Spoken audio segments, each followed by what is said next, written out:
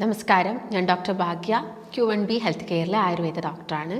അപ്പം ഇന്ന് നമ്മൾ ഡിസ്കസ് ചെയ്യാൻ പോകുന്ന ഒരു പ്രധാന ടോപ്പിക്ക് വിറ്റാമിൻ ഡി ശരീരത്തിനകത്ത് ഡെഫിഷ്യൻ്റ് ആയി കഴിഞ്ഞാൽ എന്തൊക്കെ സിംറ്റംസ് ആണ് ഉണ്ടാവുന്നത്, അതുപോലെ തന്നെ ഈ ഒരു വിറ്റാമിൻ ഡി നമ്മുടെ ബോഡിയിൽ പൂട്ടിയെടുക്കാൻ വേണ്ടിയിട്ട് നമ്മൾ കഴിക്കേണ്ട പ്രധാനപ്പെട്ട ഭക്ഷണങ്ങൾ ഏതൊക്കെയാണ് എന്നുള്ളതിനെ കുറിച്ചിട്ടാണ്. അപ്പോൾ നമുക്ക് എല്ലാവർക്കും അറിയാം, വിറ്റാമിൻ ഡിക്ക് മറ്റൊരു പേരും കൂടിയുണ്ട്. സൺഷൈൻ വിറ്റാമിൻ എന്നാണ് വിറ്റാമിൻ ഡി അറിയപ്പെടുന്നത്. വിറ്റാമിൻസ് എന്ന് പറയുന്നത് ശരിക്കും മൈക്രോ അതുപോലെ തന്നെ മാക്രോ ന്യൂട്രിയൻസ് ഉണ്ട്. മാക്രോ ന്യൂട്രിയൻസിനകത്ത് വരുന്നതാണ് കാർബോഹൈഡ്രേറ്റും പ്രോട്ടീൻസും ഫാറ്റ്സും ഒക്കെ. മൈക്രോ അതായത് ചെറിയ അളവിൽ നമ്മുടെ ശരീരത്തിനകത്തോട്ട് വേണ്ടതാണ് മൈക്രോ ന്യൂട്രിയൻസ്. അപ്പോൾ ഇതിൽ വരുന്നതാണ് വിറ്റാമിൻസും അതുപോലെ തന്നെ മിനറൽസും. ഈ ഒരു വിറ്റാമിൻസിൽ അത് ADEK എന്ന് പറഞ്ഞ 4 വിറ്റാമിൻസ് ഉണ്ട്. ഇതെന്ന് പറയുന്നത് കൊഴുപ്പിൽ അലിയുന്നതാണ്. BNC ഉണ്ട്. ഇതെന്ന് പറയുന്നത് ഫാറ്റിൽ അഥവാ കൊഴുപ്പിൽ അലിയേണ്ടതാണ് ADEK. BNC എന്ന് പറയുന്നത് വെള്ളത്തിൽ അലിയുന്നതാണ്. അതിൽ D വളരെ ഇമ്പോർട്ടൻ്റ് ആയിട്ടുള്ള, അതായത് ഫാറ്റിൽ അലിയുന്ന അല്ലെങ്കിൽ കൊഴുപ്പിൽ അലിയുന്ന വിറ്റാമിനിൽ D എന്ന് പറയുന്നത് വളരെയധികം ഇമ്പോർട്ടൻ്റ് ആയിട്ടുള്ള ഒരു വിറ്റാമിനാണ്. അതുപോലെ A ആയിക്കോട്ടെ, D ആയിക്കോട്ടെ, Eയും Kയും ഒക്കെ തന്നെ അതിൻ്റേതായ ഇമ്പോർട്ടൻസ് ഉണ്ട്. പക്ഷേ വിറ്റാമിൻ D നിങ്ങളുടെ ശരീരത്തിനകത്ത് കുറഞ്ഞു കഴിഞ്ഞാൽ വളരെ പെട്ടെന്ന് തന്നെ ഒരുപാട് സിംറ്റംസ് കാണിക്കും. പക്ഷേ നമ്മൾ പലരും അത് അത്ര സീരിയസ് ആയിട്ട് കാണാറില്ല. അതത്ര കാര്യത്തിൽ നമ്മളതിൻ്റെ ഭക്ഷണങ്ങൾ കഴിക്കാറില്ല. ചില ആളുകൾക്ക് ചിലപ്പം സപ്ലിമെൻറ്റ്സ് കഴിക്കേണ്ട വരെ ഒരു സ്റ്റേജിലോട്ട് പോകുന്ന ആളുകളുണ്ട്. അപ്പം അങ്ങനെയുള്ള വ്യക്തികൾക്കാണെങ്കിലും ആ ഒരു സപ്ലിമെൻറ്റ്സ് എന്നുള്ളൊരു സ്റ്റേജിലോട്ട് അവർ ചിന്തിക്കാറ് പോലും ഇല്ല. അപ്പോൾ ഇങ്ങനെയുള്ള ആളുകളൊക്കെ ആണെങ്കിലും കറക്റ്റ് അത് എന്ത് ചെയ്യണം, ഒന്ന് ജസ്റ്റ് ചെക്ക് ചെയ്യണം. അപ്പം ചെറിയ രീതിയിലൊക്കെ, അപ്പോൾ ഇന്നത്തെ ഒരു സമൂഹം എടുത്ത് നോക്കുകയാണെങ്കിൽ എല്ലാവർക്കും തന്നെ ചെറിയൊരു രീതിയിൽ വിറ്റാമിൻ ഡിൻ്റെ കുറവുണ്ടായിരിക്കാം. അപ്പം അത് കരുതിയിട്ട് നമുക്കിത് എപ്പോഴും പോയിട്ട് ചെക്ക് ചെയ്യേണ്ട ഒരു ആവശ്യകതയില്ല. കാരണം വിറ്റാമിൻ ഡി ഒരു ടെസ്റ്റ് ചെയ്യണമെങ്കിൽ തന്നെ അത്യാവശ്യം നല്ലൊരു റേറ്റും കാര്യങ്ങളൊക്കെ വരുന്നുണ്ട്. അപ്പം വിറ്റാമിൻ ഡി കുറയുന്നുണ്ടോ, അല്ലെങ്കിൽ ഭക്ഷണം കഴിച്ച് കഴിഞ്ഞിട്ട് അത് കൂടിയോ, അപ്പം ചെറിയ രീതിയിലേ കൂടിയിട്ടുള്ളൂ, അപ്പോൾ വീണ്ടും കൂടിയോ, ഇങ്ങനെ ചെക്ക് ചെയ്യുകയാണെങ്കിൽ നമ്മൾ ഒരുപാട് സമയം ഇത് പോയിട്ട് ചെക്ക് ചെയ്യേണ്ടി വരും. അപ്പം അതിൻ്റെ ഒരു ആവശ്യകതയില്ല. അതിന് പകരമായിട്ട് നിങ്ങൾ അത് റിച്ച് ആയിട്ടുള്ള ഭക്ഷണങ്ങൾ കഴിക്കാം. അപ്പോൾ ഞാൻ പറഞ്ഞല്ലോ, ഇതിനൊരു പേരും കൂടിയുണ്ട്, സൺഷൈൻ വിറ്റാമിൻ എന്നാണ് ഇതിനെ വിളിക്കുന്നത്. സൺഷൈൻ വിറ്റാമിൻ എന്ന് വിളിക്കുന്നതിൻ്റെ ഒരു പ്രധാനപ്പെട്ട റീസൺ എന്ന് വെച്ച് കഴിഞ്ഞാൽ, ഈ വിറ്റാമിൻ ഡി നമുക്ക് കിട്ടുന്നത് ഒരു പ്രധാന പങ്ക് വഹിക്കുന്നതാണ് സൺ എന്ന് പറയുന്നത്, സൂര്യപ്രകാശം. നമുക്ക് കിട്ടുന്ന സൂര്യപ്രകാശത്തിൽ നിന്നും നമ്മുടെ ബോഡിയിലോട്ട് വിറ്റാമിൻ ഡി കിട്ടുന്നുണ്ട്. ഈ ഒരു വിറ്റാമിൻ ഡി നമ്മുടെ സ്കിന്നിൽ വന്ന് ചേരുമ്പം അത് കൺവേർട്ടായി പോവുകയാണ് ചെയ്യുന്നത്.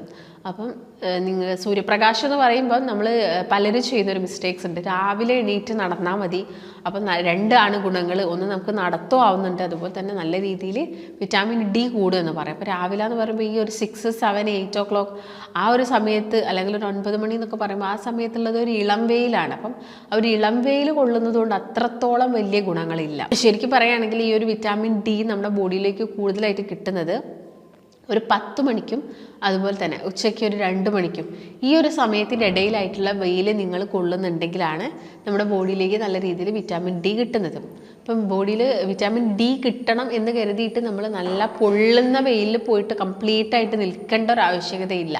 നമ്മുടെ കൈകാലുകളിലേക്കുള്ള അബ്സോർപ്ഷൻ, അതായത് നമ്മുടെ കൈകാലുകളിലൂടെ ഇതിൻ്റെ അബ്സോർപ്ഷൻ നമുക്ക് കൂട്ടിയെടുക്കാൻ വേണ്ടിയിട്ട് സാധിക്കും. അതുകൊണ്ട് കൈയും കാലും നന്നായിട്ട് വെയിലത്ത് വെക്കാം, അല്ലെങ്കിൽ വെയിൽ കൊള്ളിക്കുക. അതും ഒരു 20 minutes ഒക്കെ നിങ്ങൾ എന്ത് ചെയ്താൽ മതി, ഒരു വെയിൽ കൊള്ളിക്കണം. അപ്പം പലർക്കും സംശയമുണ്ട്, എത്ര സമയം നമ്മൾ വെയിൽ കൊള്ളിക്കേണ്ട ആവശ്യകത ഉണ്ട് എന്നുള്ളൊരു ഡൗട്ട് പലർക്കും വരാറുണ്ട്.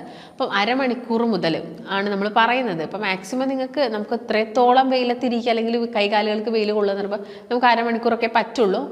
അല്ലെങ്കിൽ ഒരു 20 മിനിറ്റ് മുതൽ അരമണിക്കൂർ വരെയാണ് നമ്മൾ മാക്സിമം വെയിൽ കൊള്ളേണ്ടത്. അപ്പം ഈ സമയത്തിൽ നമ്മൾ വെയിൽ കൊള്ളുന്നുണ്ടെങ്കിൽ തന്നെ, ഡെയിലി ബേസിൽ നിങ്ങൾ കൊള്ളുന്നുണ്ടെങ്കിൽ തന്നെ നമുക്ക് പെട്ടെന്ന് തന്നെ വിറ്റാമിൻ ഡിയുടെ അബ്സോർപ്ഷൻ ബോഡിയിൽ കൂട്ടിയെടുക്കാൻ വേണ്ടിയിട്ട് സാധിക്കും. അതുപോലെ തന്നെ വിറ്റാമിൻ ഡി നമുക്കറിയാം ഒരുപാട് ഭക്ഷണത്തിലൂടെ തന്നെ നമ്മുടെ ശരീരത്തിന് കിട്ടുന്നുണ്ട്. അപ്പോൾ വിറ്റാമിൻ ഡിൻ്റെ ഒരു പ്രധാനപ്പെട്ട ഫങ്ഷൻസ് എടുത്ത് നോക്കുന്ന സമയത്ത് നമുക്ക് പറയാൻ പറ്റുന്ന 2 കാര്യങ്ങൾ എന്ന് പറയുന്നത്, ഒന്ന് കാൽഷ്യത്തിൻ്റെയും അതുപോലെ തന്നെ ഫോസ്ഫറസിൻ്റെയും ഒക്കെ അബ്സോർപ്ഷന് ഇത് ഹെൽപ്പ് ചെയ്യുന്നുണ്ട്. നമ്മുടെ ബോഡിയിൽ കാൽഷ്യവും ഫോസ്ഫറസും വേണം പല്ലിൻ്റെയും എല്ലിൻ്റെയും മുടിയുടെയും ഒക്കെ ആരോഗ്യത്തിന്. അപ്പോൾ ഇതിനൊക്കെ എന്ത് വേണം, കാൽഷ്യം വേണം. ഈ കാൽഷ്യത്തിനെ നമ്മുടെ ഭക്ഷണത്തിൽ നിന്ന് അതിൻ്റെ ഡൈജഷനൊക്കെ കഴിഞ്ഞിട്ട് കാൽഷ്യത്തിനെ നമ്മുടെ ശരീരത്തിലോട്ട് അബ്സോർബ് ചെയ്തിട്ട് എല്ലിലും പല്ലിലും ഒക്കെ കൊണ്ടുപോയിട്ട് ഡെപ്പോസിറ്റ് ചെയ്യാനും ഹെൽപ്പ് ചെയ്യുന്ന ഒരാളെന്ന് പറയുന്നത് വിറ്റാമിൻ ഡി ആണ്. അപ്പോൾ വിറ്റാമിൻ ഡി എന്ന് പറയുന്നത് വളരെയധികം അനിവാര്യമായിട്ടുള്ളൊരു വിറ്റാമിനാണ്. അത് കൃത്യമായിട്ടുള്ള അളവിൽ തന്നെ നിങ്ങളുടെ ശരീരത്തിന് വേണം. അപ്പോൾ എല്ലാവർക്കും അറിയായിരിക്കാം, അതിൻ്റെ ഒരു നോർമൽ റേഞ്ച് ഒക്കെ എത്രയാണ് വരുന്നത് എന്ന്. അപ്പം വിറ്റാമിൻ ഡിയുടെ ഒരു നോർമൽ റേഞ്ച് നോക്കുകയാണെങ്കിൽ അതിൻ്റെ ഒരു 20 നാനോഗ്രാം/ml ഇതിൻ്റെ മുകളിലായിരിക്കണം ഇതെപ്പോഴും ഉണ്ടായിരിക്കേണ്ടത്. അപ്പം നമ്മൾ കുറച്ച് പ്രായമൊക്കെ എത്തിക്കഴിയുന്ന സമയത്താണെങ്കിൽ ഇതൊരു എബോവ് 30 ആയിരിക്കുന്നതാണ് എപ്പോഴും നല്ലത്. അപ്പം നമുക്കറിയാം വെയർ ആൻഡ് ടയർ എന്ന് പറഞ്ഞ കണ്ടീഷൻസ് ഒക്കെ കൂടുതലും വരുന്നത് കുറച്ച് ഏജ് എത്തുന്ന സമയത്താണ്. അപ്പോൾ അങ്ങനെ ഏജ് എത്തുന്ന സമയത്ത് നമ്മളത് എപ്പോഴും എന്തിരിക്കണം, ഒരു 25 എബോവ് മെയിൻറ്റെയിൻ ചെയ്യാൻ വേണ്ടിയിട്ട് പ്രത്യേകം ശ്രദ്ധിക്കണം. പിന്നെ എല്ലാവർക്കും ഒരു സംശയമാണ്, നമ്മുടെ കേരളത്തിലൊക്കെ അത്യാവശ്യം നല്ല രീതിയിൽ വെയിലും കാര്യങ്ങളും ഒക്കെ ഉണ്ട്, എന്നിട്ടും ആളുകളിൽ വിറ്റാമിൻ ഡിയുടെ കുറവും കാര്യങ്ങളാണ് കണ്ടുവരുന്നത്. അപ്പോൾ അതിനുള്ളൊരു പ്രധാനപ്പെട്ട റീസൺ എന്ന് പറയുന്നത് നമുക്ക് എല്ലാവർക്കും ഒരു വീട്ടിനകത്തിരുന്ന് അല്ലെങ്കിൽ റൂമിനുള്ളിലിരുന്ന ജോലികളാണ് ഇപ്പം കൂടുതൽ നമ്മളെല്ലാവരും പ്രിഫർ ചെയ്യുന്നതും അത് തന്നെയാണ്.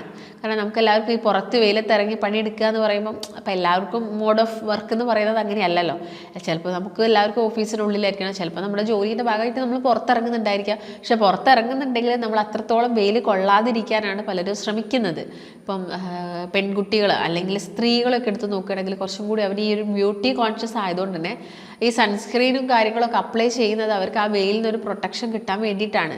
അപ്പം ഈ ഒരു വെയിൽ കൊള്ളുക എന്ന് പറഞ്ഞാൽ നമ്മളെ സംബന്ധിച്ചിടത്തോളം ഒരു പ്രശ്നമുള്ളൊരു കാര്യം കൂടിയാണ്. പിന്നെ ഒരുപാട് പേരെ എടുത്തു നോക്കുന്നുണ്ടെങ്കിൽ വെയിൽ തട്ടിക്കഴിഞ്ഞാൽ മൈഗ്രെയിൻ തലവേദന വരുന്ന ഒരുപാട് പേരുണ്ട്. അപ്പം മൈഗ്രെയിൻ വരിക എന്ന് പറയുന്നതും ആളുകളെ സംബന്ധിച്ചിടത്തോളം കുറച്ച് ബുദ്ധിമുട്ടുള്ളൊരു കാര്യമാണ്. അതുകൊണ്ടാണ് നമ്മൾ വെയിൽ അത്രത്തോളം കൊള്ളാത്തത്. അപ്പം വെയിൽ കൊള്ളുന്നില്ലാത്ത ആളുകളാണെങ്കിൽ എന്ത് ചെയ്യണം, ഭക്ഷണം കഴിക്കണം, അതിൻ്റെ സപ്ലിമെൻറ്റ്സ് എടുക്കണം. സപ്ലിമെൻറ്റ്സ് എടുക്കണം എന്ന് പറയുന്നത് എല്ലാവരും ചിലപ്പോൾ സപ്ലിമെൻറ്റ്സ് എടുക്കേണ്ട ആവശ്യകതയില്ല.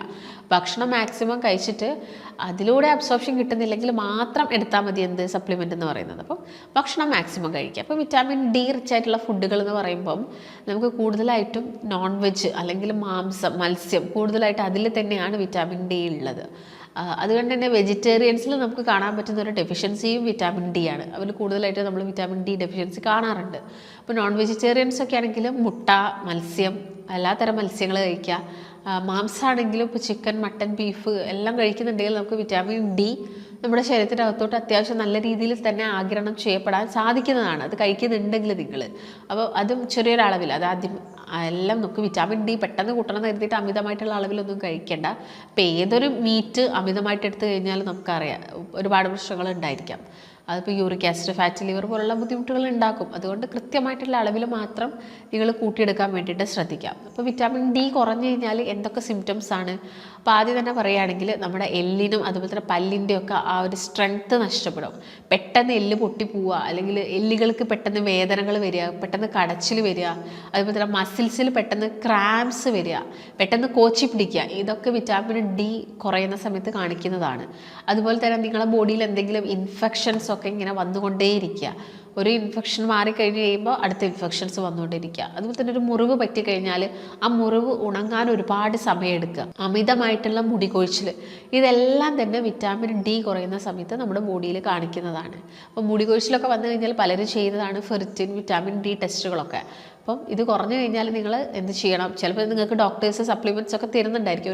ഒരു പരിധിയിൽ കുറവായിട്ട് നിന്നാൽ ചിലപ്പോൾ നമ്മൾ സപ്ലിമെൻറ്റ്സ് എടുത്ത് തന്നെ അത് കൂട്ടേണ്ടി വരും.